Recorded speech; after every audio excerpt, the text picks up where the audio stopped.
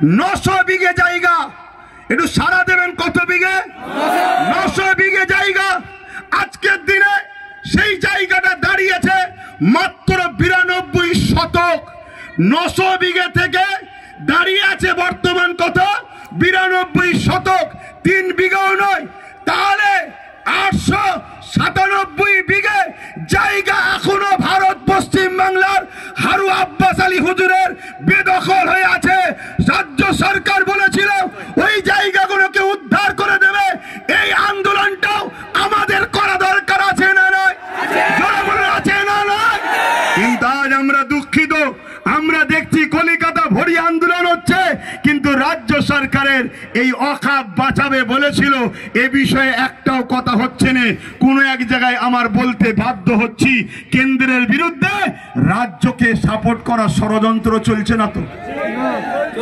আন্দোলনে আমরা নয়, আমরা মসজিদের পক্ষে যে আন্দোলন হবে, কোরআনের পক্ষে যে আন্দোলন হবে, ওয়াকাবের প্রকৃত পক্ষে যে আন্দোলন হবে, সে আন্দোলনের সঙ্গে আমরা হাতে হাত মিলিয়ে, কাঁধে কাঁধ মিলিয়ে, বুকে তাজা খুন দিতে হলো।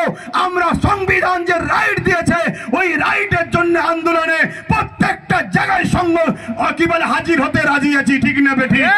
কিন্তু আপনার আন্দোলন এরকম হওয়া দরকার। কেন্দ্র সরকার আজকে সে কালা কানুন কেন তৈরি করতে চাইলো?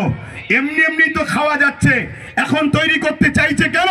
শোনেন, রাজ্যগুলো ভালো মন্দ খেতে পাচ্ছিল, কেন্দ্র ওয়াকাবের ভাগ ঠিক পাচ্ছিল না, তাই ওয়াকাব বিল করে টোটাল নিজের হাতে নিতে চাইছে।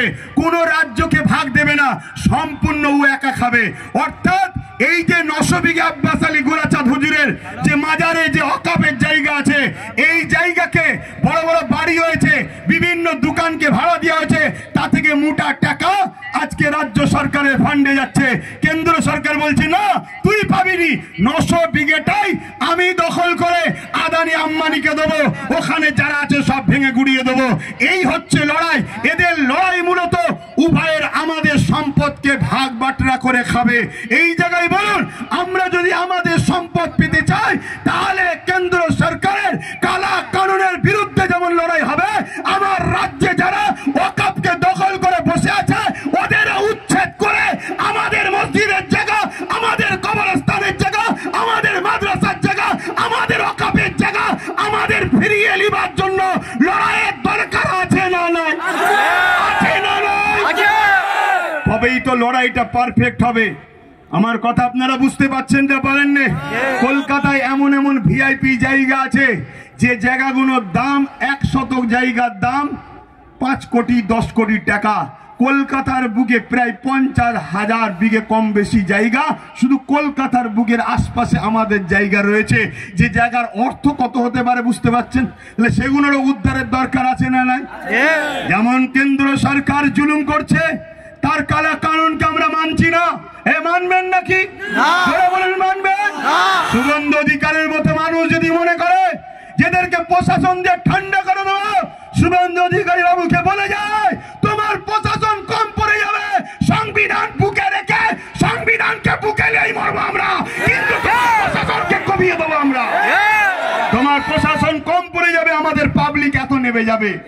প্রশাসন কম পড়ে যাবে, আবার মিসগাইড করবেন না যিনি প্রশাসনের বিরুদ্ধে। না, আমার সংবিধান আমাকে প্রশাসনের বিরুদ্ধে লড়াই করা শিখায়নি, কিন্তু তুমি যতই প্রশাসন নামাও, পাবলিক এত নামবে, তোমার গুলি, তোমার প্রশাসনের সংখ্যা কমে যাবে, পাবলিকের সংখ্যাটা বেড়ে যাবে।